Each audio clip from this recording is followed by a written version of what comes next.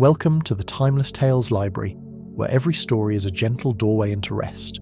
I'm Theodore, your host, and tonight I'll be sharing a soothing tale to ease your mind and guide you gently towards sleep.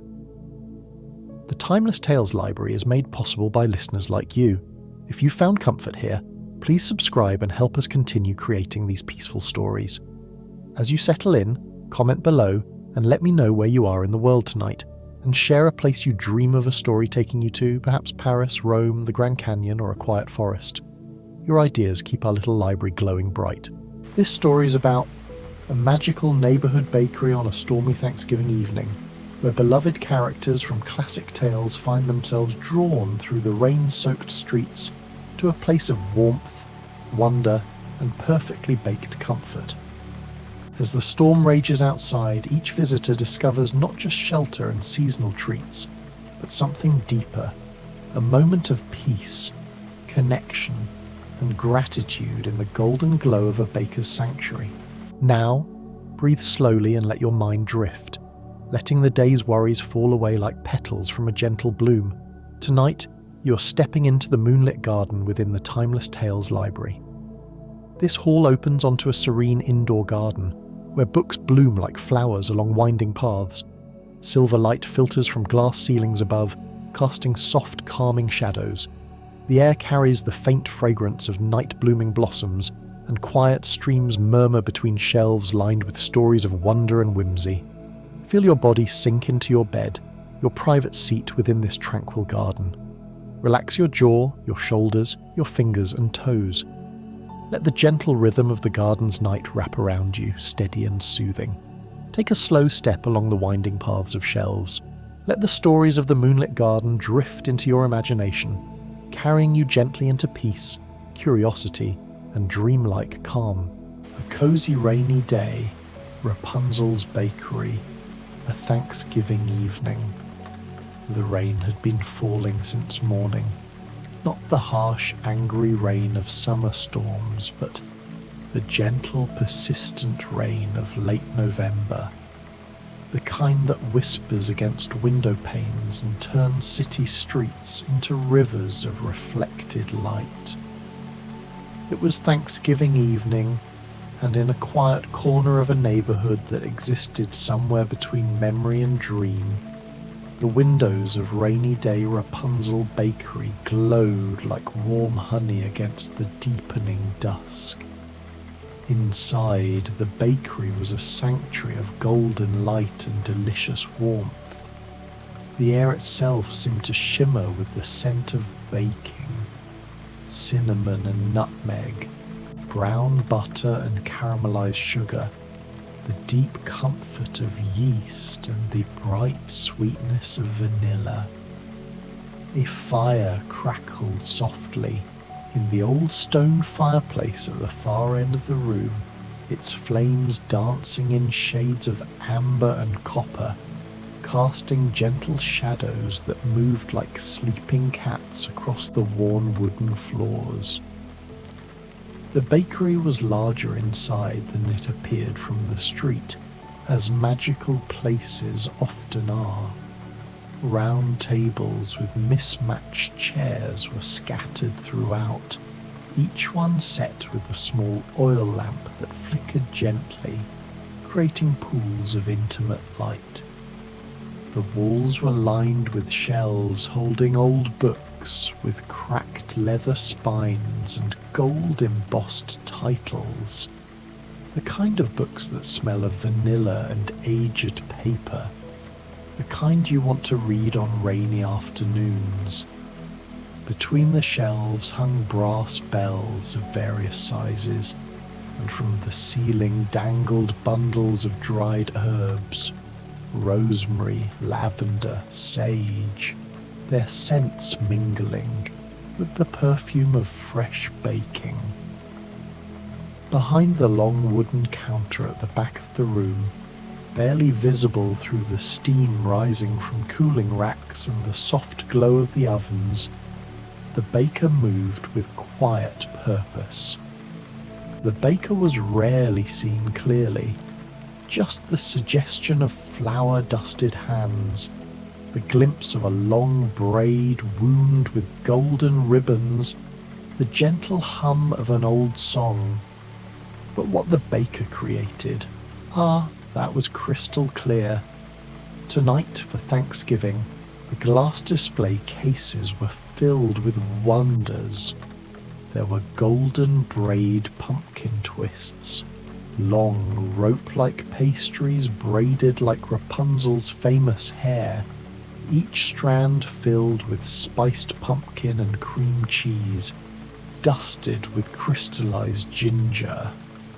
There were tower window tarts, round pastries with lattice tops that resembled stone tower windows, filled with cranberry and apple, each one topped with a tiny marzipan bird. Gratitude scroll cookies lay in neat rows, each one rolled like an ancient scroll and inscribed with words in edible gold ink: kindness, hope, home, friendship, adventure, courage, wonder. The centerpiece was a magnificent Thanksgiving Rapunzel bread, an enormous braided loaf studded with dried fruits and nuts, its golden crust brushed with honey, so long it stretched nearly the length of the counter. Steam still rose from its center where it had been gently torn open, revealing soft, fragrant interior that seemed to glow from within.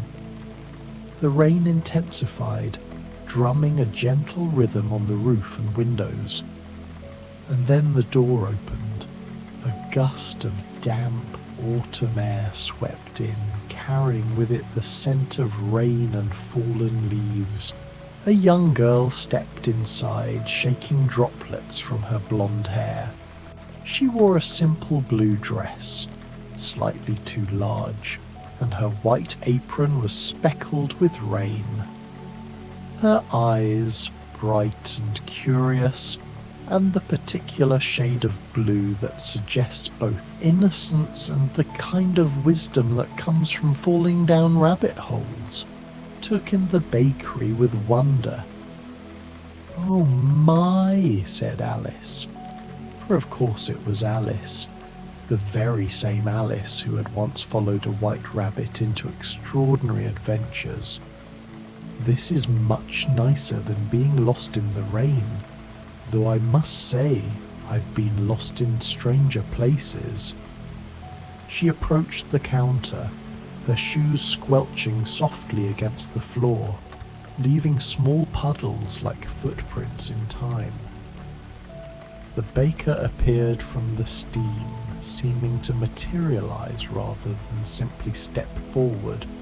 Without a word, the baker placed a white porcelain cup on the counter, wide and shallow, filled with something that steamed gently and smelled of chocolate and spices and something else.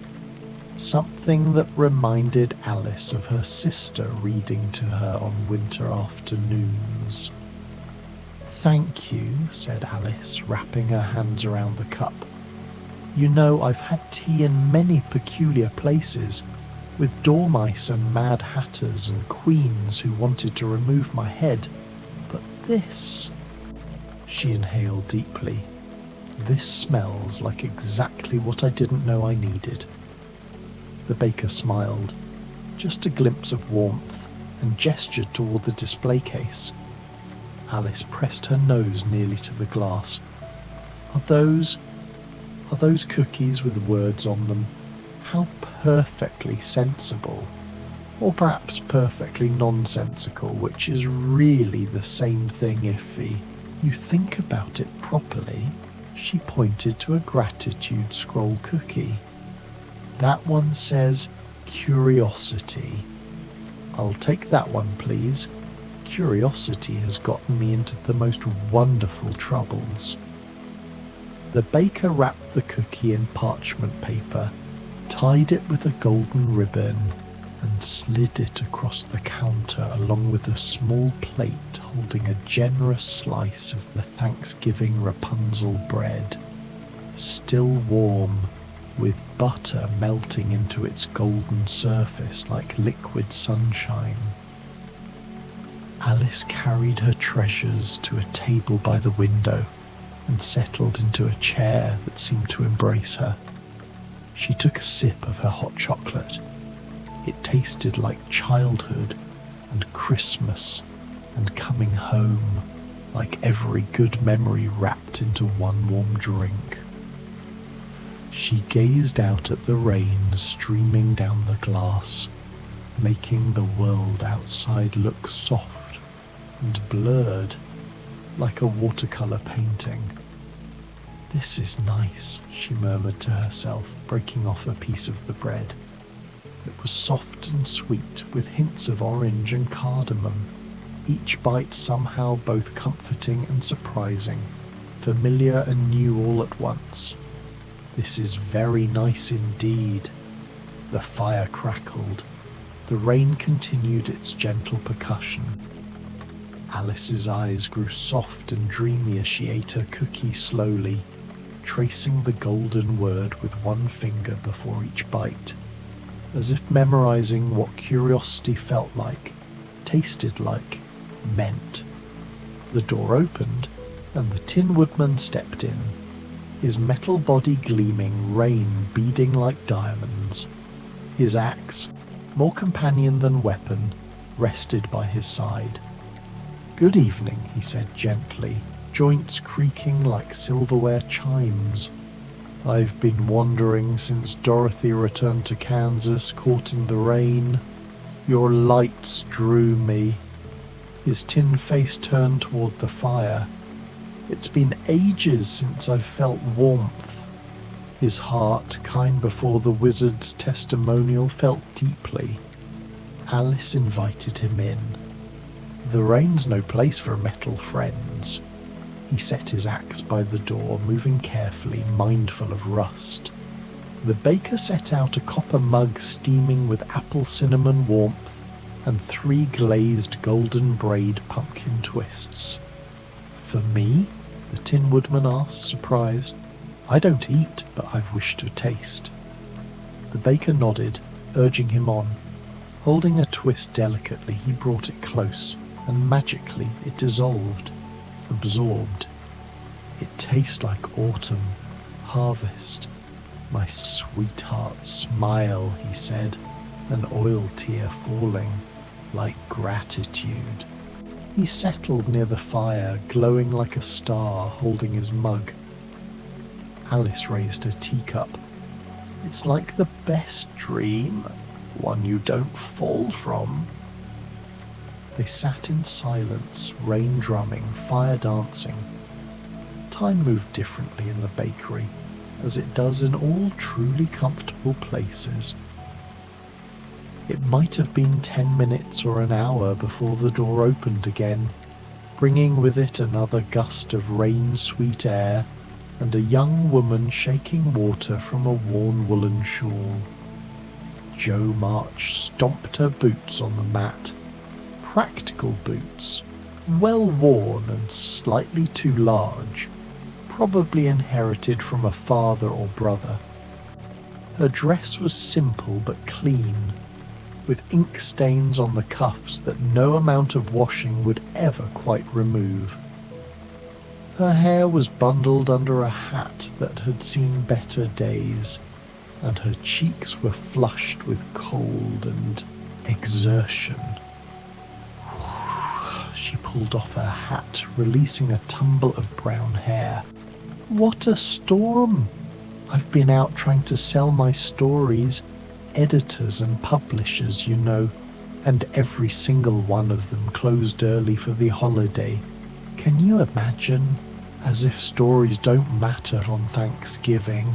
She laughed, good-natured despite her obvious disappointment. "I suppose I can't blame them. Everyone wants to be home with family tonight." She noticed the others for the first time and gave a cheerful wave. "Hello. Don't mind me, I'm just dripping all over your nice floor. I'm Jo, by the way, Jo March. I write stories, Or at least I try to. Sometimes I succeed. Sometimes I just make a mess of ink and good intentions. Alice, said Alice with a small wave. Tin Woodman, said the Tin Woodman with a gentle nod, though friends call me Nick. Pleased to meet you both, said Jo, and she meant it. She had the kind of open, honest face that meant everything it said. She turned to the counter, where the baker had already begun to prepare. What appeared before Jo was a feast designed for someone who worked hard and loved deeply. A large bowl of butternut squash soup, golden and steaming, with swirls of cream on its surface that looked like art.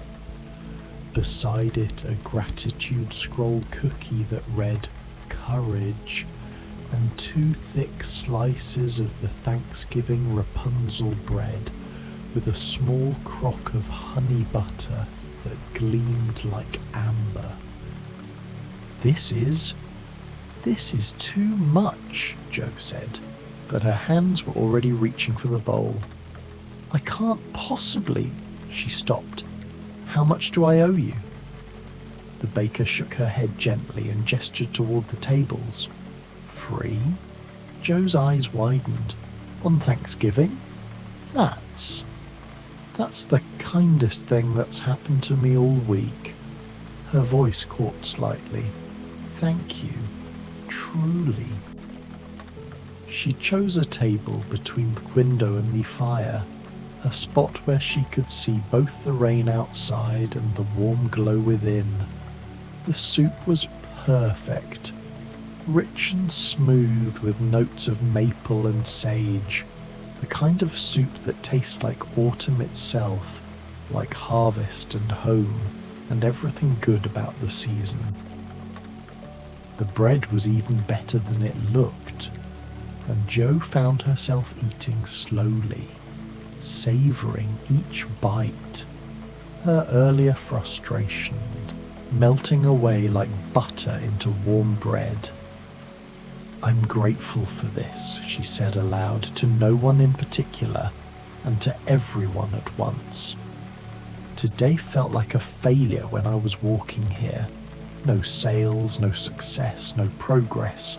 But this is something. Warm food, dry shelter, kind strangers. My mother always says we should count our blessings, especially when they're hard to see. I think she'd like this place.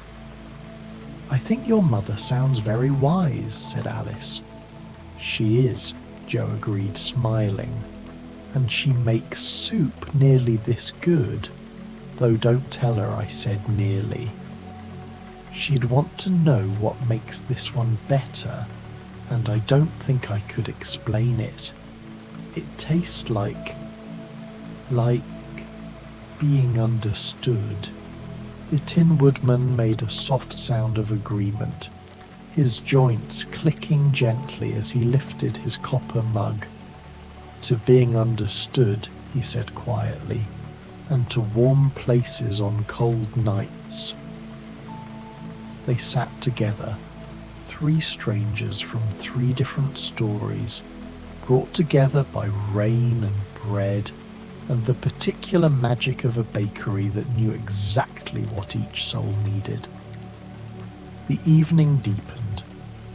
Outside, the street lamps came on, their light fractured and multiplied by the rain into 1,000 golden shards. Inside the bakery, the lamps burned steadier, their glow growing warmer as the world outside grew darker. The door opened once more, and a gentleman entered with the bearing of someone who had travelled the entire world and found every bit of it fascinating yet slightly less comfortable than a proper English parlour. He carried an umbrella, which he closed with precise, economical movements, and wore a travelling coat that had clearly been to India, Japan, Egypt, and possibly the moon. "Good evening," said Phileas Fogg, for it could be no other. His moustache was impeccable despite the rain, and his watch, which he checked immediately upon entering, was correct to the second. "I apologize for the intrusion. I was meant to dine at my club this evening, but they've closed for the American holiday. Thanksgiving, I believe.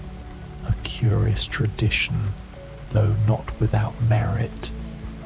He surveyed the bakery with the same calm assessment he'd once given to elephants in India and steamships in the Pacific. His expression, always controlled, always proper, softened almost imperceptibly.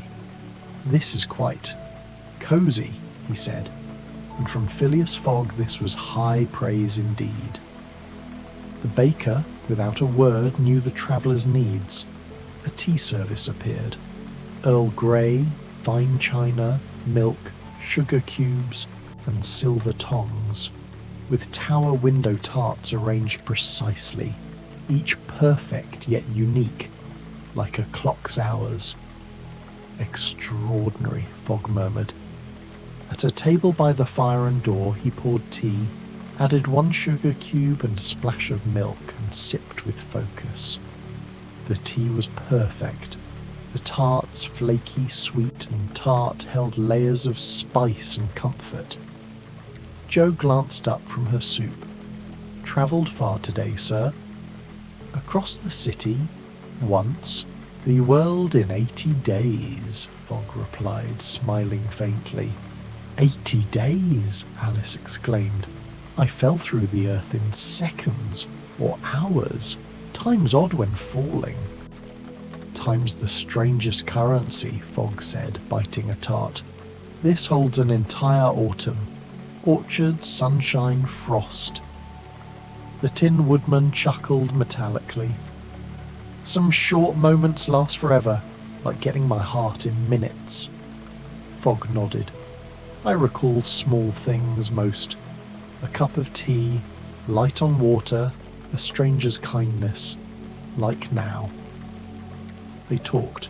Alice of Wonderland's endless tea time, Jo of Hours vanishing in writing, Fogg of the international date line, the Tin Woodman of rust-frozen eternities.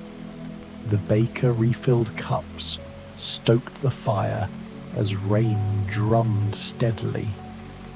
Later the door burst open, admitting Long John Silver, his wooden leg gleaming, eyes sharp with stories. "A bakery.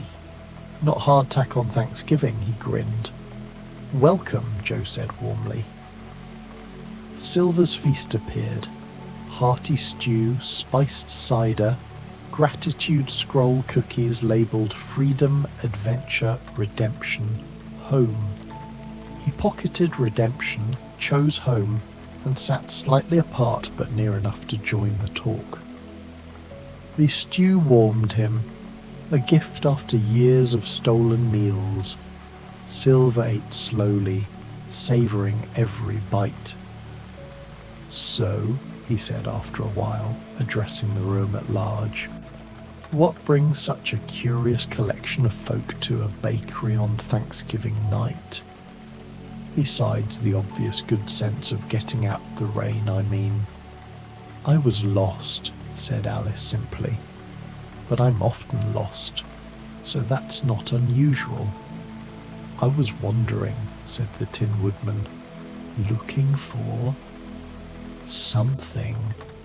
I'm not quite sure what." "I was disappointed," Jo admitted. "My stories weren't wanted today, and I felt rather sorry for myself." "I was dining alone," said Fogg, "which is not uncomfortable, precisely, but neither is it ideal." "And I," said Silver, lifting his tankard, "was being an old fool, thinking about the past and all the things I've done that can't be undone, all the chances I missed to be a better man than I was." He took a drink. But here we all are, eh? Washed up in a safe harbour, fed and warm, together on a night meant for giving thanks. To safe harbours, said Jo, raising her teacup. To warm places, added the Tin Woodman, lifting his copper mug. To finding what we didn't know we were looking for, said Alice. To unexpected companionship, said Fogg precisely. To second chances, said Silver, his voice rough with something that might have been emotion. And to bakers who give them. They drank together, this impossible collection of characters from different stories, different worlds, different kinds of tales entirely. A girl who fell through rabbit holes, a man made of tin who found his heart, a writer who wouldn't stop fighting for her words, a gentleman who travelled the world by schedule, and a pirate who was trying, in his own complicated way, to find redemption. The conversation flowed easily after that, as conversations do when people discover they're more alike than different. Silver told stories of his travels, carefully edited versions, leaving out the worst parts, emphasizing the wonder of distant shores and strange customs. Jo shared her dreams of becoming a famous writer, and how those dreams sometimes felt like anchors pulling her down rather than wings lifting her up.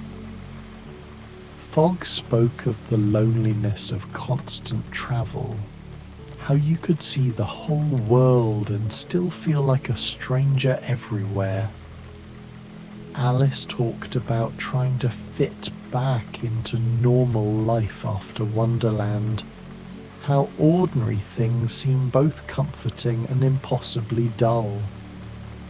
The Tin Woodman listened to them all, occasionally offering gentle observations, mostly just present and attentive in the way that good listeners are, the kind of presence that makes people feel heard and understood without needing to say much at all.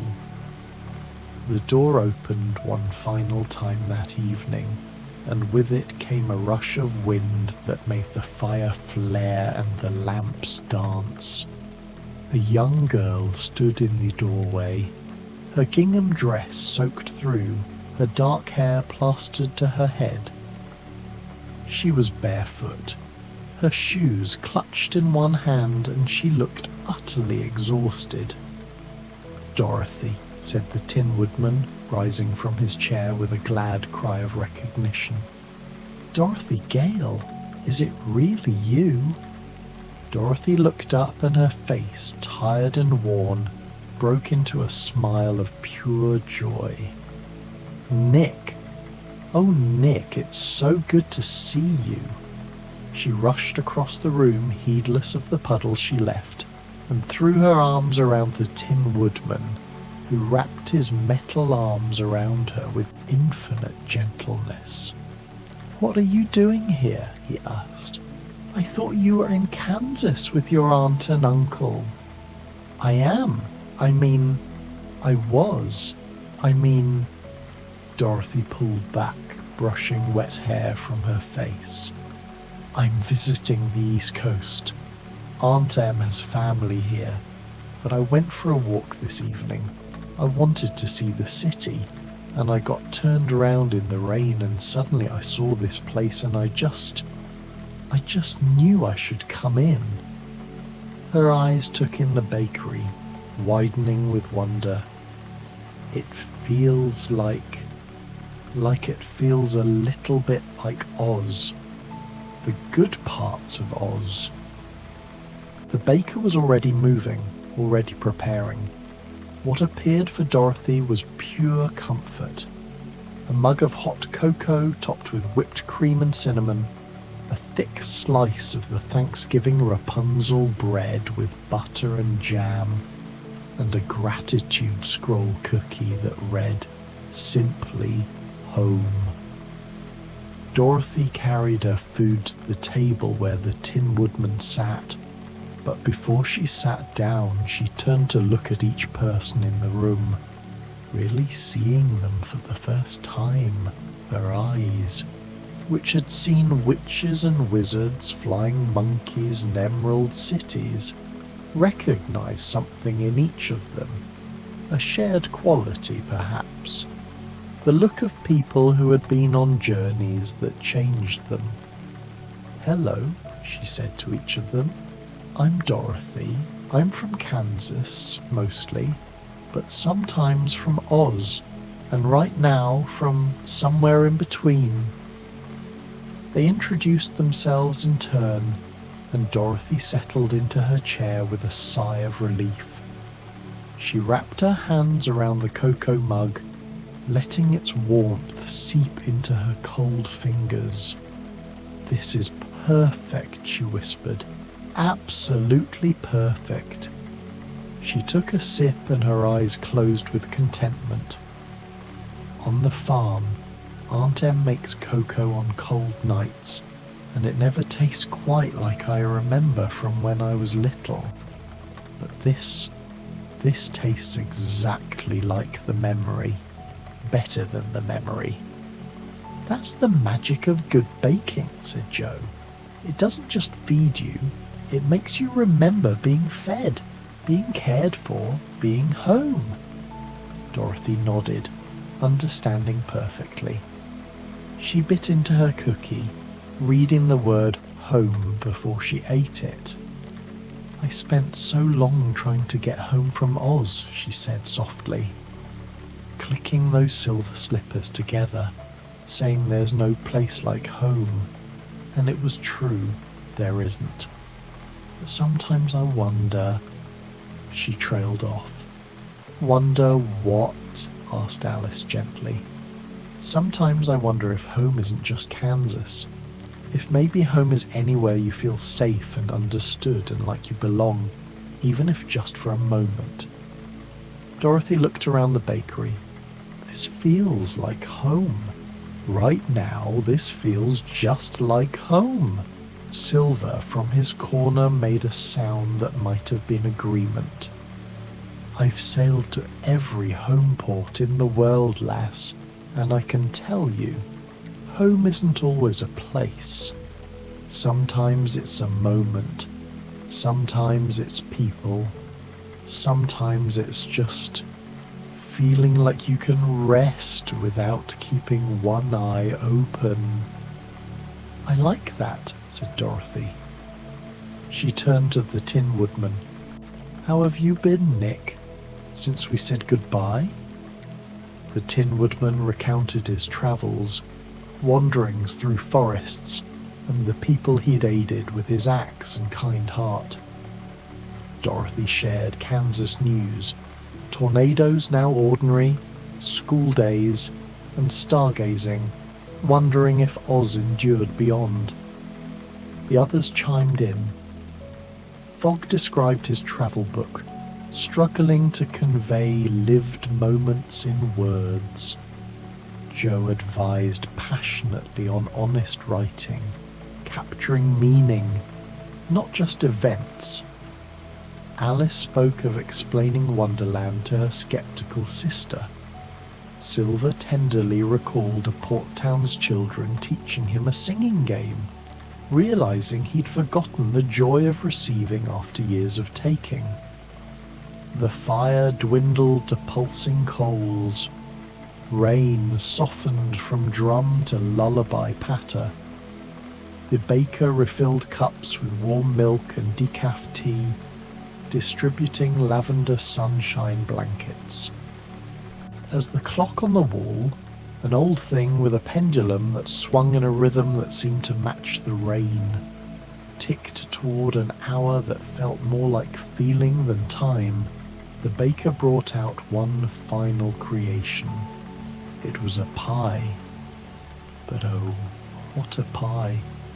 The crust was golden brown, perfectly crimped, with a lattice top woven so intricately it looked like lace, like a tower window. like Rapunzel's braid catching sunlight. Through the lattice, filling bubbled gently, pumpkin and apple together, cinnamon and nutmeg, ginger and clove, all the warmth of autumn captured in a dish. The baker cut the pie into 7 equal slices, one for each of them, one for the baker, and served them on delicate plates with dollops of fresh whipped cream that looked like clouds, like snow, like everything pure and good. "A Thanksgiving gratitude pie," read Joe from a small card beside the high stand. "Made with thanks for the harvest, for safe journeys, for stories told and heard, for shelters found and offered, for second chances and new beginnings, for friends met along the way, and for the simple blessing of warm food on a cold night." They ate in silence at first, each bite too perfect for words. The pie tasted like everything good about autumn, like harvest moons and first frosts, like the smell of leaves and the warmth of kitchens, like the happiness of coming inside after being out in the cold. It tasted somehow like gratitude itself. "You know," said Dorothy softly, her fork resting on her empty plate, "when I was trying to get home from Oz, I thought home was the only thing that mattered, but now I think maybe what matters is carrying home with you, carrying this feeling of being safe, of being fed, of being with people who understand." "I used to think I needed a heart," said the Tin Woodman. "Then I thought I needed to find the right place to use it. But tonight I've learned that having a heart means being able to recognize moments, like this one, moments worth treasuring.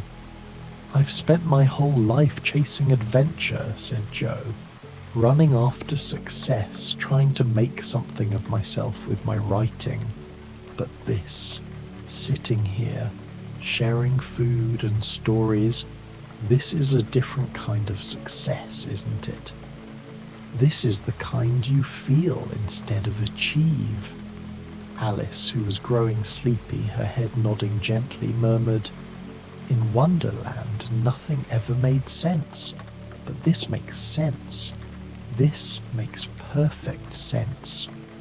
Fog, ever precise, said, "I have calculated the distance of every journey I've taken, but I've never quite calculated the value of arrival, not just at a destination, but at a moment of peace." Silver was quiet for a long time, staring into his empty plate. When he spoke, his voice was softer than it had been all evening. "I've taken more than I've given in this life, stolen more than I've earned. But tonight, I've been given something I didn't steal, didn't buy, didn't con my way into. I've been given kindness, and maybe that's what redemption looks like. Not earning it, but accepting it when it's offered." The baker smiled and said nothing, but the smile said everything. Outside, the rain had stopped. The clouds were parting, revealing patches of clear sky where stars blinked into existence, one by one, like lamps being lit in distant windows. The street was washed clean, and the air coming through the slightly open door was fresh and cool and full of the promise of a clear tomorrow. But inside the bakery, no one was in any hurry to leave. Dorothy curled up in her chair, wrapped in one of the lavender-scented blankets, her head resting against the Tin Woodman's shoulder. He sat perfectly still, his metal arm around her, his eyes reflecting the last glow of the fire. Joe found a book on one of the shelves. a collection of fairy tales, and settled into a chair by the window, reading by lamplight, occasionally jotting notes in the margins with a pencil the baker provided. Alice discovered a chess set on a side table and began playing against herself, moving pieces in patterns that made sense only to her, humming softly a tune from Wonderland that sounded almost like the rain. Fogg sat at his table with a fresh cup of tea, writing in a small leather journal, documenting the evening with his characteristic precision, but also, if one looked closely at the words, with an uncharacteristic warmth. Silver remained by the fire, his eyes growing heavy, his weathered hands folded over his belly, his expression peaceful in a way it perhaps hadn't been in years. The redemption cookie sat in his pocket like a promise, and the taste of home still lingered on his tongue. The baker dimmed lamps, leaving soft light for safety. The fire's coals glowed, warding off the chill. A clock chimed, but time felt meaningless. Rainy day. Rapunzel Bakery offered what each needed: shelter, food, warmth, and a pause from their stories to rest, connect, and see shared threads of hope, hunger, searching, and home. Night deepened, the bakery hushed. Dorothy slept against the Tin Woodman's shoulder. Alice curled tight. Jo smiled with her book open. Fogg dozed upright, journal closed, and Silver snored face. Unguarded. The Tin Woodman, sleepless, watched over them, eyes reflecting coals. He pondered hearts. Real, symbolic, kind. The wizard's gift was a reminder. His capacity for love was always there. A heart meant staying awake, tending blankets, being present. The baker climbed spiral stairs to a tower room, its window overlooking the city, where a golden braid might hang in memory, rain cleansing all, stars emerging one by one. On the counter below, the Thanksgiving Rapunzel bread sat half-eaten, still fragrant. Beside it, a single gratitude scroll cookie remained, its golden inscription catching the dying firelight. Together. The night held them. The bakery kept them. The rain had brought them together, and now the clear, starlit silence let them rest. In the tower, the baker looked out the sleeping city and smiled. Tomorrow there would be new visitors, new stories, new needs to be met with exactly the right bread, the right warmth, the right welcome. But tonight, this Thanksgiving night, had been particularly special. Tonight had brought together travellers from such different tales and shown them what all good stories know, that we are all looking for the same things: warmth and welcome, safety and sustenance, a moment to rest, a place to belong, even briefly. The baker picked up the last gratitude scroll cookie, the one that said together, and broke it in half. She ate one half herself, tasting all the sweetness of the evening.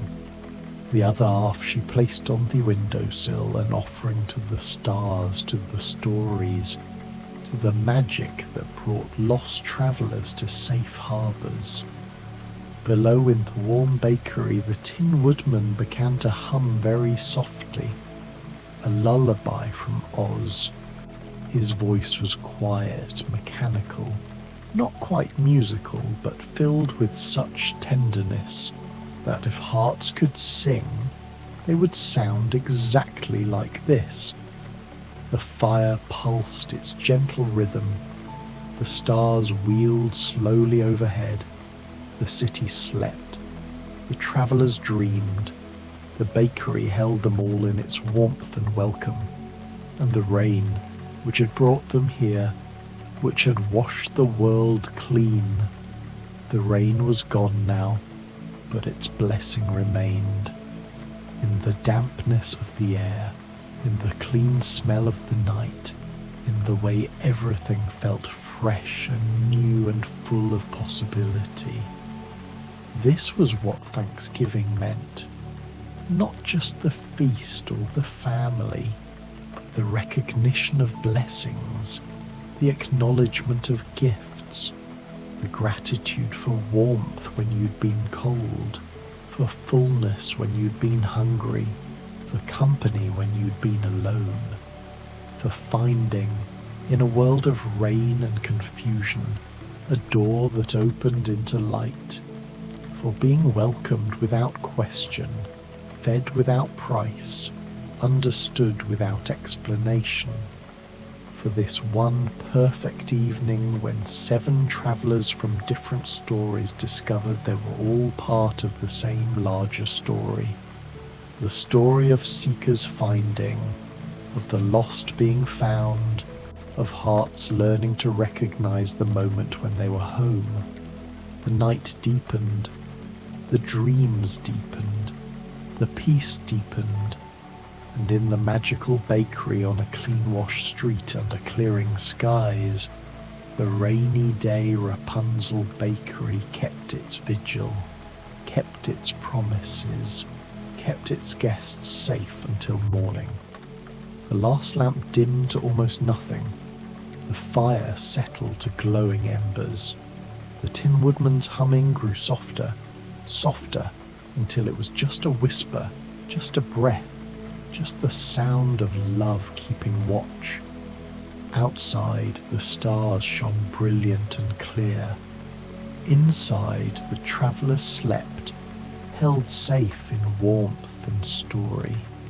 And somewhere between waking and dreaming, each of them knew, though they might not remember in the morning, that they had found something precious. Not just shelter from a storm, but a reminder that the world, for all its rain and difficulty, still held places like this, bakeries that opened their doors, fires that welcomed strangers, moments when different stories could meet and recognize each other as kin. The baker extinguished the last light in the tower and settled into her own rest, knowing her work was done and done well. Sleep well, dear traveller. May you dream of warm bread and kind strangers, of rain that brings you to shelter, of stories that hold you gently. May you wake refreshed, grateful, and ready for your own adventures. Until we meet again in the bakery, where the door is always open, the fire is always warm, and there is always exactly what you need waiting for you on the counter. Good night.